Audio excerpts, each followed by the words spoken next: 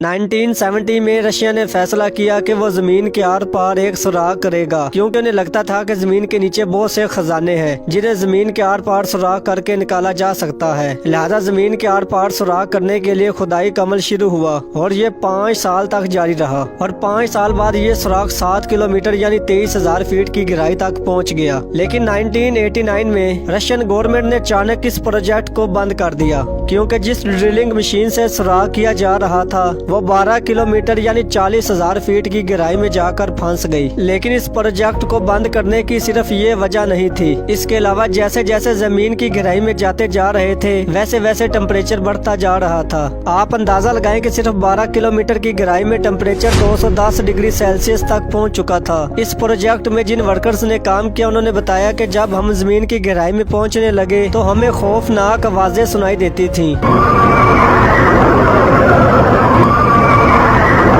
ये ऐसी खौफनाक आवाजें थी जो उन्होंने अपनी जिंदगी में कभी नहीं सुनी थी और इन आवाजों के अलावा जमीन के अंदर खामोशी कभी कभी बहुत ज्यादा फील होती थी, जिसकी वजह से उन्हें बहुत ज्यादा खौफ आता था। इन पुरअसरार चीजों के अलावा एक चीज ये भी थी कि जमीन में जिस रफ्तार से ड्रिलिंग की जा रही थी इस हिसाब से ये लोग 1140 साल में जमीन के सिर्फ आधे तक ही पहुँच पाते, तो सोचे जमीन के आर पार निकलने में कितना टाइम लगता। बहरहाल ये आज तक का जमीन पर इंसानों की तरफ से किया जाने वाला सबसे गहरा सुराख है, जिसे Kola super deep bore hole के नाम से जाना जाता है और इस प्रोजेक्ट को बंद करने के बाद इस सुराख को हमेशा के लिए बंद कर दिया गया। मजीद ऐसी वीडियोस के लिए हमारे YouTube चैनल को भी लाजमी से सब्सक्राइब करें। मिलते हैं अगली शानदार वीडियो में।